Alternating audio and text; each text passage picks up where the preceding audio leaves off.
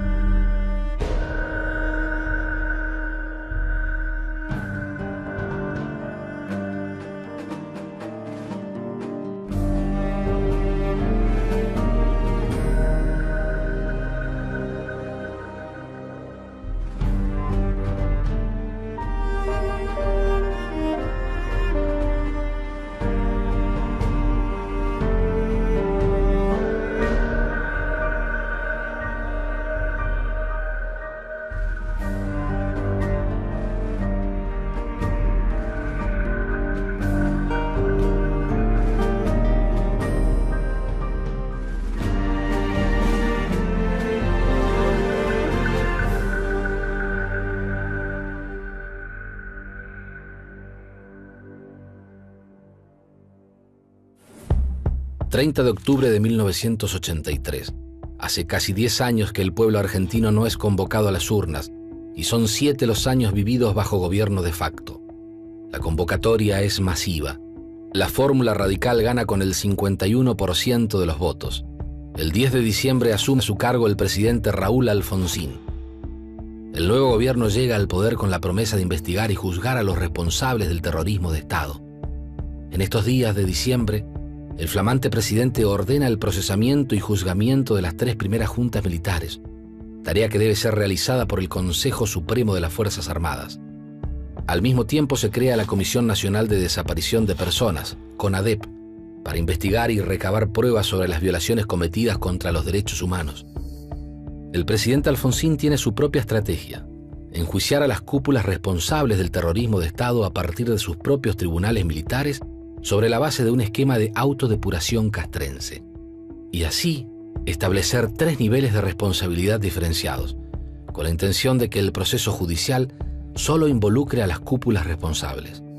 En su primer mensaje presidencial, anuncia que la justicia contará con las herramientas necesarias para que no se sancione con la misma responsabilidad a los que dieron órdenes, a los que obedecieron y a los que se excedieron en su cumplimiento. A su vez, el 13 de diciembre, al mismo tiempo que ordena el procesamiento de las juntas militares, Alfonsín toma otra medida importante. Ordena la persecución penal de las cúpulas de las organizaciones armadas que conformaron las guerrillas de los años 70. Esta política del alfonsinismo está guiada por una interpretación precisa de los acontecimientos del pasado inmediato. Los militares y las organizaciones armadas fueron responsables por igual de la violencia de los años 70. Desde esta perspectiva, la sociedad argentina había sido espectadora ajena a un enfrentamiento sangriento entre sectores armados de la ultraderecha, las Fuerzas Armadas, y de la ultraizquierda, las guerrillas. Por lo tanto, no había sido responsable de lo sucedido y fue víctima de esa violencia de dos demonios enfrentados. Estas son las formulaciones básicas de lo que luego se conocerá como teoría de los dos demonios, una forma de explicar el pasado inmediato que alcanzará una enorme influencia en la sociedad argentina.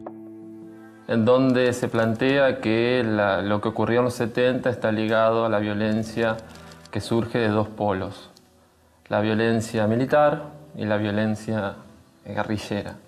Va a ser rechazada por diversos actores, por las Fuerzas Armadas, puesto que entienden que ellos no fueron ningún demonio, sino que por el contrario salvaron al país del comunismo y de la subversión, y va a ser rechazada también por el movimiento de derechos humanos y sus aliados, que entienden que de ningún modo puede compararse a la acción de grupos particulares como los grupos guerrilleros. No se reconoce que lo que ocurrió fue producto de un plan sistemático, fue producto de un proceso de formación.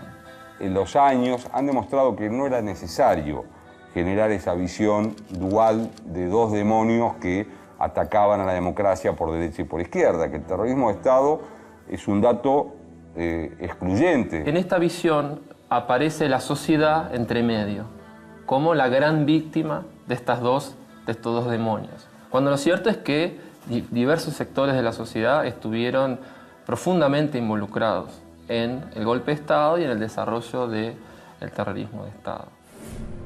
La estrategia legal de Alfonsín de que las Fuerzas Armadas se autodepuren falla. El tribunal militar se limita a respaldar lo actuado por los comandantes en la llamada lucha antisubversiva. En un documento elevado a la Cámara Federal, señala que la acción militar contra la subversión terrorista es inobjetable y los comandantes solo pueden ser considerados culpables de manera indirecta por la falta de suficiente control. Ante esta respuesta militar, la Cámara Federal de Buenos Aires, es decir, la justicia civil, se hace cargo entonces de los procesos, lo que da lugar al histórico juicio a las juntas militares entre abril y diciembre de 1985. Por su parte, en septiembre de 1984, la CONADEP presenta el informe Nunca Más, que establece que no hubo una guerra, sino un plan criminal de lucha contra el terrorismo por parte de la institución castrense. Este trabajo resulta una prueba fundamental para el desarrollo del juicio a las juntas. Sin precedentes en la región, este juicio es la respuesta de la democracia restablecida y del poder civil ante el terrible escenario de los crímenes de lesa humanidad.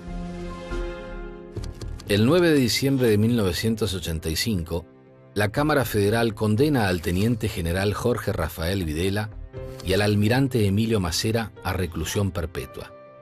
A 17 años de cárcel y destitución al general Roberto Viola. A 8 años de prisión, inhabilitación absoluta y perpetua y destitución al almirante Armando Lambruschini y a 4 años y medio de prisión y destitución al brigadier Orlando Ramón Agosti. Son absueltos el teniente general Leopoldo Galtieri, el brigadier general Omar Rubens Grafiña, el almirante Jorge Anaya y el brigadier general Basilio Lamidoso.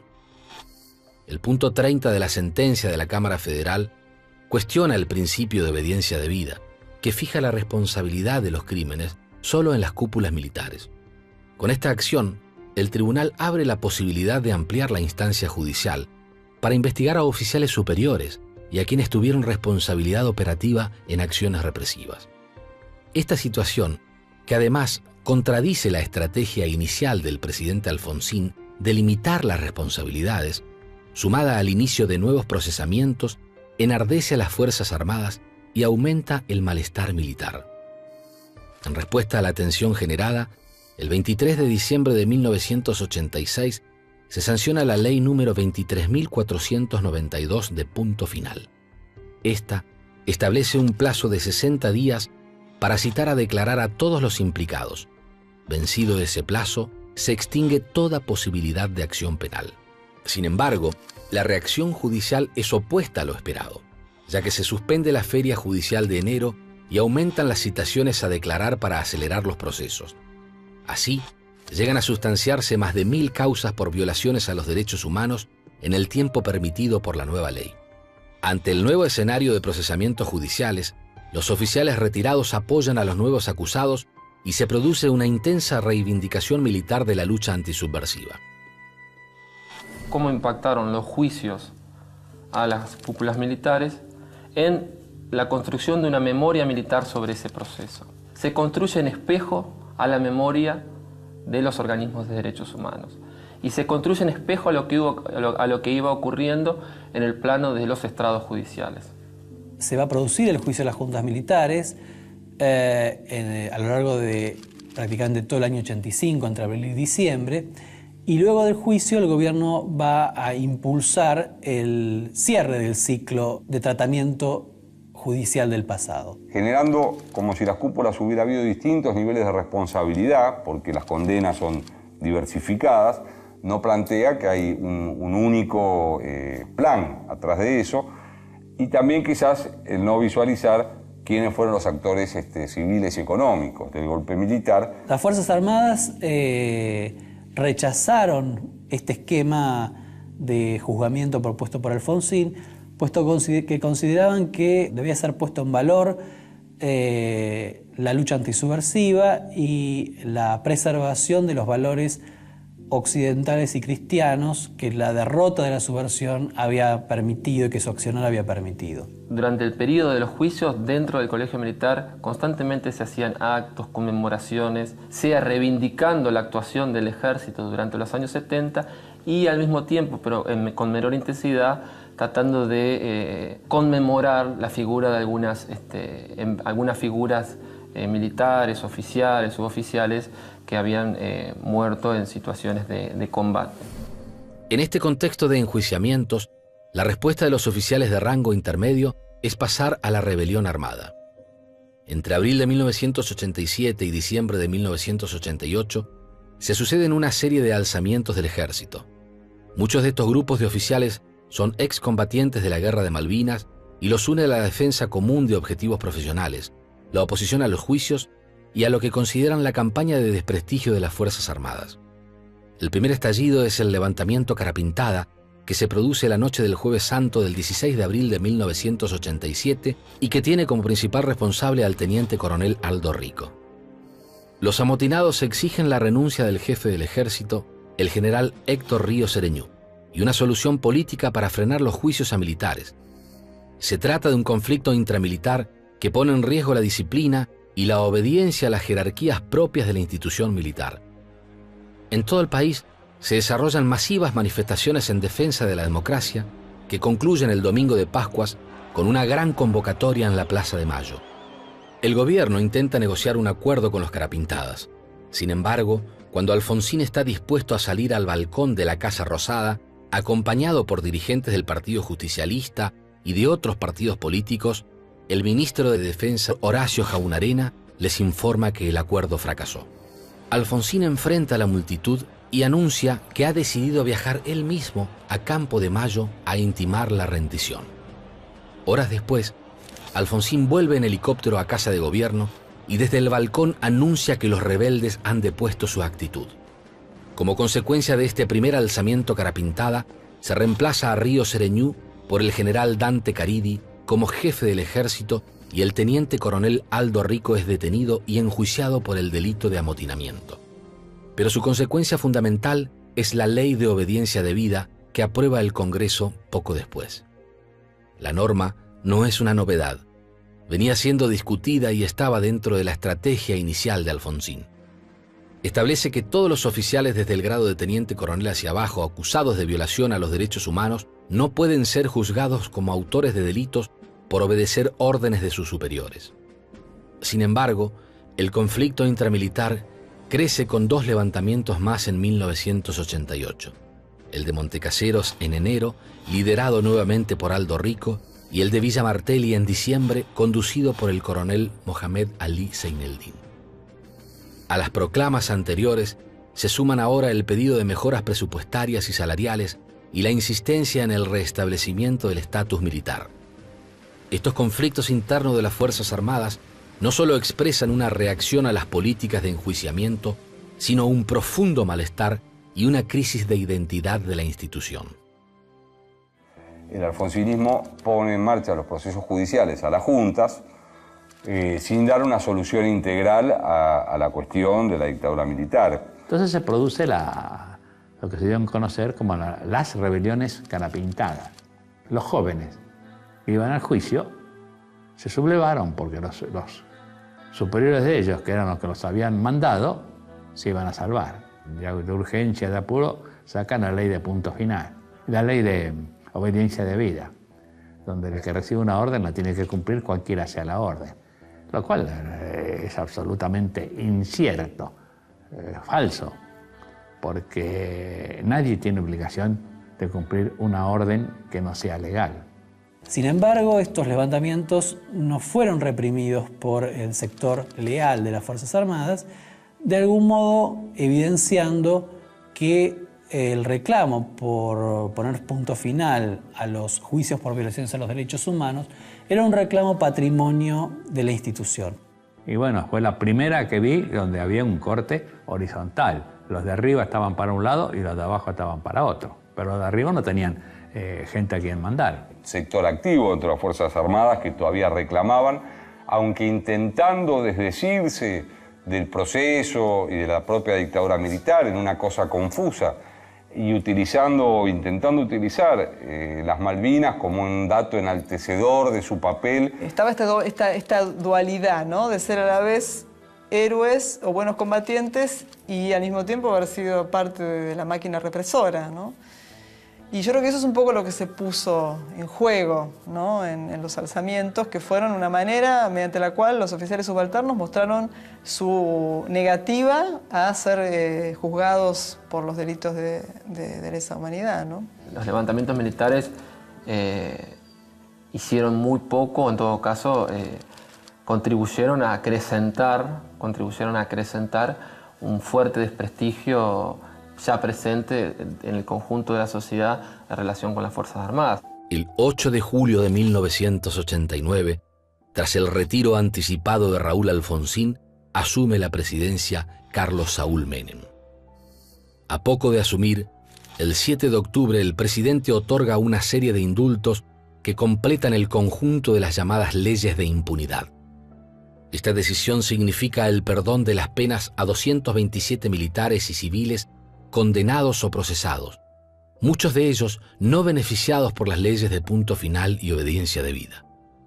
Entre estos se encuentra el personal militar juzgado por su intervención en los levantamientos Carapintada de Semana Santa, Montecaseros y Villa Martelli. Y también a los excomandantes Leopoldo Galtieri, Jorge Anaya y Basilio Lamidoso, condenados por sus responsabilidades en la Guerra de Malvinas, y a miembros de organizaciones armadas enjuiciados por su participación en acciones consideradas subversivas. Desde el retorno a la democracia en 1983, el problema fundamental fue asegurar la subordinación de las fuerzas militares al poder civil.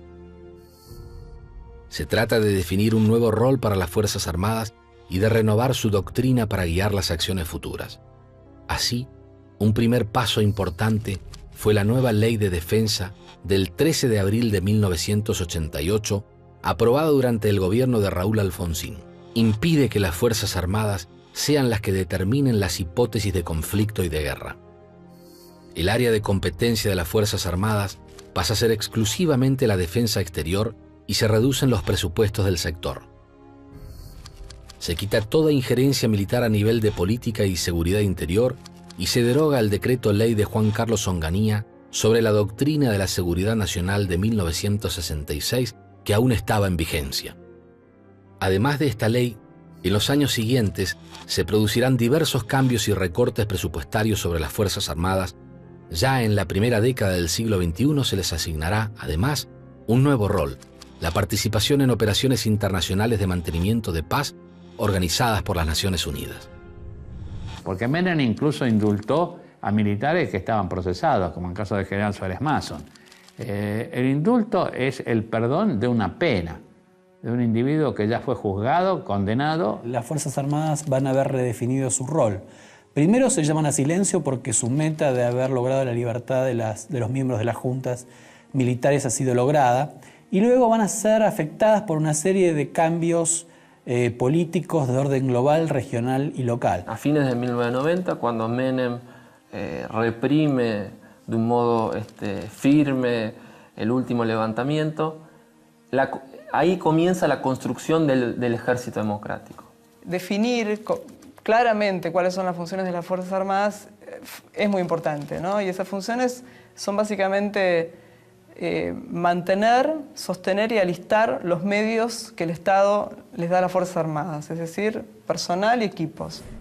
Durante la década de los 90, se producen algunos acontecimientos que afectan la imagen de las Fuerzas Armadas y su lugar social y público. El 7 de abril del año 1994, aparece muerto el soldado Omar Carrasco, asesinado a golpes por miembros del Grupo de Artillería 161 de Zapala, en la provincia del Neuquén, donde cumplía con el servicio militar obligatorio. Semanas después, como consecuencia del impacto público y político del hecho, se suprime el servicio militar obligatorio que pasa a ser voluntario. Esta transformación implica la supresión de una institución tradicional que desde 1901 permitía a las Fuerzas Armadas tener una fuerte presencia e incidencia en la vida social y cultural argentina. A partir de 1995, una serie de confesiones militares de los métodos represivos utilizados durante la última dictadura generan conmoción. El tema de la represión ilegal nuevamente se instala en el debate político del momento. Adolfo Silingo, ex marino de la Escuela de Mecánica de la Armada, relata públicamente su participación en los llamados vuelos de la muerte. Por este método, se arrojaban al Río de la Plata o al mar, detenidos aún con vida desde aviones de la Marina de Guerra y la Prefectura Naval. Por su parte, el general Martín Balsa, por este entonces jefe del ejército, reconoce en distintas intervenciones la criminalidad sobre el uso de estos métodos ilegales. Balsa había cursado estudios de oficial de Estado Mayor en la Escuela Superior de Guerra de Lima, Perú, entre diciembre de 1975 y febrero de 1978.